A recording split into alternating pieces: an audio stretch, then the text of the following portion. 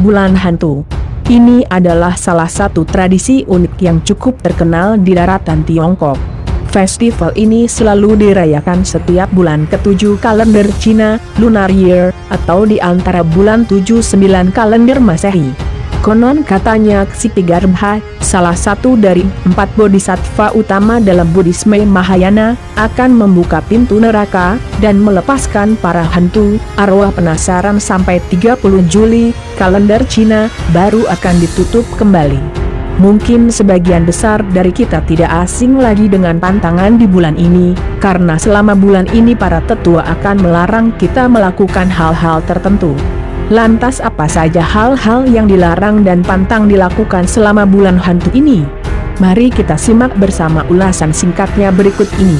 Bersiul di malam hari. Konon katanya pada siang hari menjelang senja, di atas pukul 15 pukul 17, jika bersiul atau meniup seruling akan membangkitkan para arwah gentayangan, karena benda-benda atau alat musik seperti seruling, instrumen gesek dan sejenisnya itu digolongkan sebagai alat musik yang membangkitkan suara nestapa, yang mudah mendatangkan para arwah gentayangan. Solusi, tidak peduli seberapa indah dan merdunya instrumen yang dikumandangkan itu, sebaiknya diakhiri menjelang sore. 2. Membuka payung di dalam rumah. Puncak festival atau bulan hantu bertepatan dengan musim panas, sekaligus juga merupakan puncaknya air hujan bagi kita sebagai insan yang masih hidup di dunia. Karena itu, dihimbau kepada Anda semua yang terbiasa membuka payung di rumah usai hujan itu sebaiknya bersabar. Karena konon katanya payung itu disebut-sebut sebagai alat untuk menyimpan menampung arwah, yaitu tempat persembunyian arwah hantu. Saat bepergian sambil membuka payung mudah memancing kedatangan arwah menyusup atau beristirahat di dalam payung, dan jika dibuka kembali saat tiba di rumah, akan melepaskan arwah yang bersembunyi di dalam payung itu. Solusi, sebaiknya letakkan payung itu di halaman luar rumah, dan biarkan kering, jangan dibawa masuk ke dalam rumah. 3. Membeli atau mendapatkan boneka, ukiran patung yang baru. Sebaiknya hati-hati ketika akan memberikan kado atau hadiah pada bulan hantu ini, baik bagi perempuan atau laki-laki yang suka dengan boneka itu dihimbau sebaiknya ekstra hati-hati. Pantangan seperti ini, karena hantu tidak memiliki fisik badan, sehingga bagi arwah penasaran, saat bulan hantu, banyak dikeluarkan arwah-arwah penasaran, lebih mudah menyasar ke berbagai objek berbentuk manusia untuk mencari sebuah tempat tinggal baginya. Solusi, ikat boneka atau patung baru itu dengan benang 5 warna, hijau, merah, kuning, putih, hitam, dan simpul menjadi benang atau titik merah.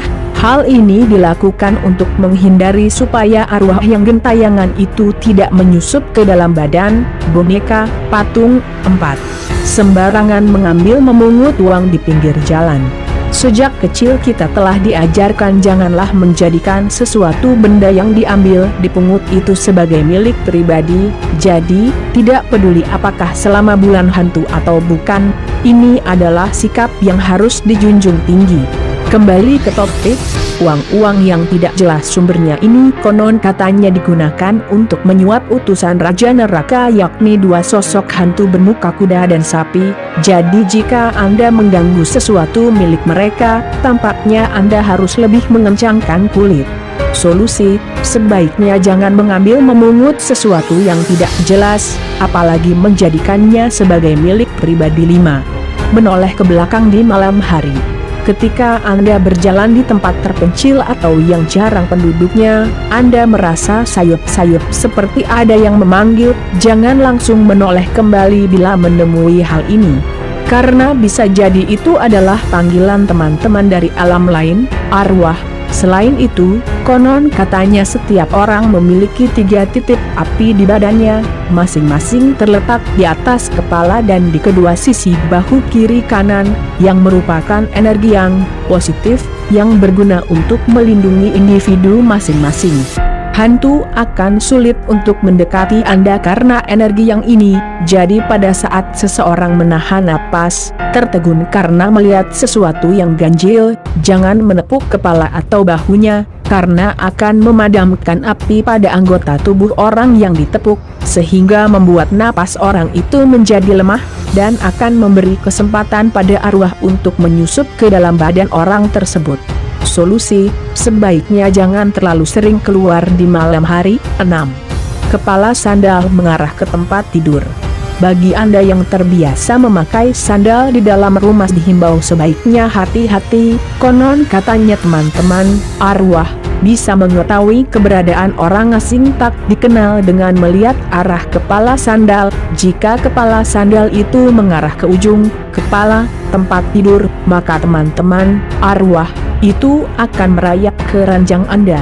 Solusi, coba pastikan sejenak keesokannya apakah memang terjadi sesuatu bercanda ketika kepala sandal itu diarahkan ke tempat tidur teman Anda. Sebenarnya, cukup jauhkan saja sandal Anda dari sisi tempat tidur. 7. Bercermin di permukaan air danau kepada Anda, baik perempuan maupun pria yang selalu ingin tampak cantik dan tampan. Ketahuilah bahwa konon katanya bahwa alam yin yang atau dunia manusia dan alam neraka, arwah, itu bisa keluar masuk melalui permukaan air danau. Karena itu sebaiknya hindari bercermin di permukaan air danau saat bepergian di malam hari. Selain mendatangkan sial, juga mudah disusupi roh-roh jahat. Solusi, tidak perlulah menggunakan permukaan air danau hanya untuk sekadar merapikan diri. 8. Mengenakan pakaian serba hitam atau putih saat keluar malam. Sekarang lagi populer bergaya busana warna hitam atau putih saat menjelang malam, pukul 17, pukul 19, tidak baik bepergian atau keluar rumah, dan lebih baik tidak mengenakan pakaian serba hitam dan putih, karena konon katanya medan gelombang magnetik dari warna hitam dan putih itu relatif tidak stabil, mudah terjadi kontak dengan medan magnet ruang lainnya. Solusi, cukup ubah sedikit gaya berbusana. 9. Menjemur atau mengangkat pakaian di tengah malam. Perilaku ini ada dua versi. Pertama, karena wujud arwah gentayangan itu tidak berupa fisik, sehingga ia, arwah, akan mencari objek berbentuk manusia, pakaian, yang bisa menampungnya sementara. Oleh karena itu, jika tetap menjemur pakaian pada malam hari, akan mudah membawa masuk mereka, arwah, yang mengenakan pakaian jemuran itu menyusup ke dalam rumah.